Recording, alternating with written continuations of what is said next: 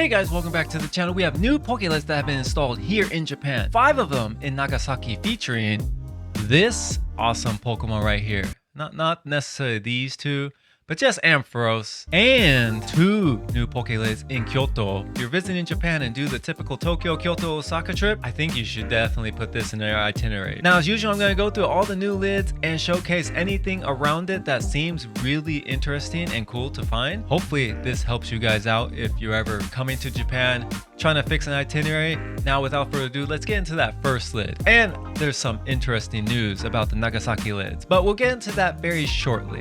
First, let's start off with the Kyoto lids that you can find in your current trips if you're ever in Kyoto area. Starting off with Kyoto, you can see there are 2 Pokelids that are new.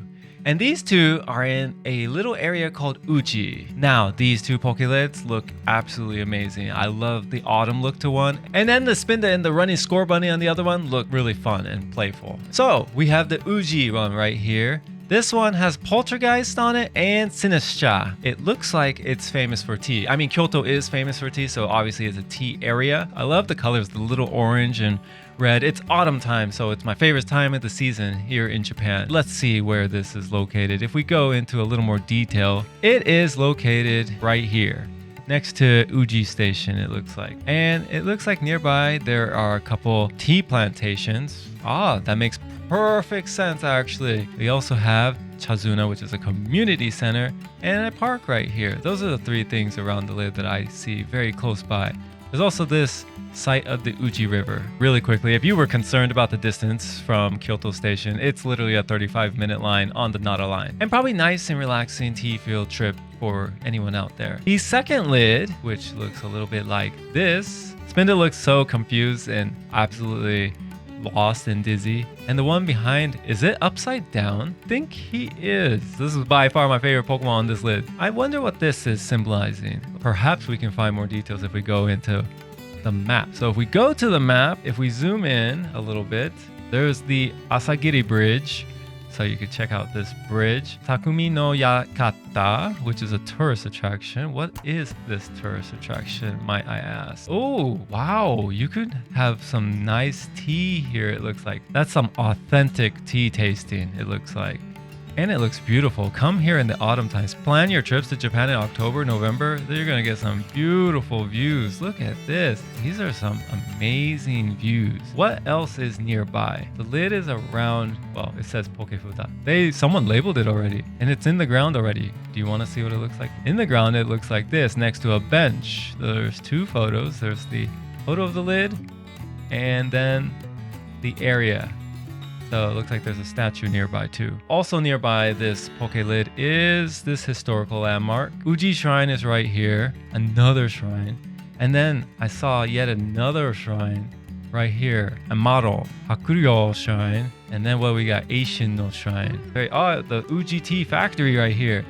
I think you need to go there. I don't see any clues to the Score Bunny or the Spinda. But when I go visit here, definitely going to check out all these locations and definitely going to try to cross this bridge right here. And I also noticed a little further from the Nintendo Uji plant, which is right here. The lid is right here. So it's a little bit further, it's sort of far, but at the same time, it's still in Uji. Nintendo Museum is going to be there. And I thought maybe that's why they put the lids, but it's a little far out, but at the same time, it is taking you outside of the city center. So that could be the reason why, but check this out. I've never seen the Nintendo Museum before, but wow. I don't know if this is actually up already or if these look like it's just getting built, actually. Looks like they have some sneak peek photos here. Nintendo Museum Kyoto opening date is going to be fall of this year, so come in the fall for Kyoto and you're going to find those 2 lids, Uji, this Nintendo Museum. I think you're going to have a jam-packed day, and you don't even have to be in the busy part of Kyoto. It's going to be probably not so crowded here, so I'm definitely going to do that. If you want to find me, definitely plan your trips to Kyoto during this time. The next 5 Pokelids look a little bit like this. Boom! Oh, you see 4 of them. You can see we have 5 new Pokelids, and what's in common that you see on them right away?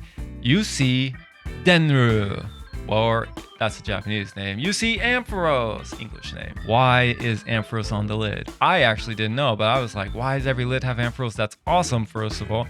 Second, Did Nagasaki somehow get itself a feature Pokemon? Let's see if they did. All right, so Nagasaki did get themselves a feature Pokemon. It's Ampharos, but why, you might ask? Well, if we scroll down, they tell you exactly why. Because in June of this year, Ampharos was appointed as the Nagasaki Future Support Pokemon. Surrounded by the sea with an intricate coastline and many large and small islands, Nagasaki is one of Japan's leading regions in terms of the number of lighthouses, which I can attest they do have quite a bit, especially when you go there and you go up to the mountainside and you look down, there's a beautiful view and you can see all the lights. The lights on the tail of Ampharos, the light Pokemon, can be seen far away, acting as a beacon of the seas. Ampharos, which evokes the image of a lighthouse, is the perfect Pokemon for Nagasaki, a place that has historically welcomed foreign ships and spread their culture through Japan. Dendera Yuba, which is a folk song widely known in Nagasaki, has the sounds Den and Ru, reminiscent of the Pokemon's Japanese name, Denru. We might have Ampharos lid merch, but we're definitely going to have Ampharos merch in terms of maybe they're going to make special cookies and special treats and towels and clothing. So definitely stay tuned, because when I visit these, I'm going to try to find as much merch as they have. I haven't seen any yet, but here's a little bit more information if you wanted to. You can go check this site. I'll have it linked in the description below that you can check out. Now, to the lids. The first lid we want to talk about is the Shinkamigoto. Ampharos and Palafin are on this lid, as well as Whalmer and Whale Lord. You can see them as silhouettes right in the background. And it's beautiful. You got the ocean side, you got windmills here, Palafins are in the air, Ampharos is cheering them on, and you got these beautiful flowers that remind you of Hawaii. Honestly, I would assume they're famous in this region in Shinkamigoto. And the crazy thing about this, check this out. If we go to where it's located, bam, and move myself, boom, check out where the lid is. This lid is here, which is fine until you keep zooming out. And then you're like, oh geez, Nagasaki is this right here. And then we have this. You have to get there, I guess, by ferry. But yeah, definitely it's not going to be one of the easiest things. In fact, it looks like the lid is right by the rental car area.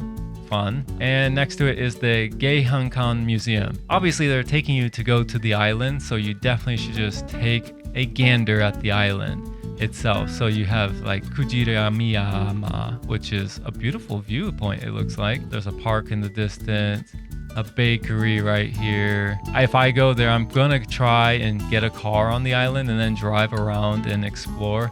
It's a huge island, actually. It's gonna be one of the harder ones to find, but at the same time, very doable for me. So stay tuned to this channel if you want to see that lid. Like this video, and the more likes this video gets, the more inclined I am to go. The next lid we have is in Unzen, and I've been to Unzen myself. It is a mountain. As you can see, there's Torkoal on it. Torkoal has a second lid that it's been on, and it looks like this lid is around autumn time, but you have camera up on it as well, because Unzen is famous for its hot springs. So obviously these two Pokemon are heating up the water. So if you go to Unzen, it's a mountain, you can climb it. I climbed it in the wintertime, froze my fingers off. It was freezing cold. But at the same time, if you go to Unzen, it smells like sulfur and eggs. Definitely a lot of hot springs you can go visit. This lid is in the autumn time. Looks like Ampharos is freaking out though. Look at this expression, it's so cute. And if we go a little deeper into the map, you're gonna see the lid location right here, the park, which has a thermometer, which I assume is showcasing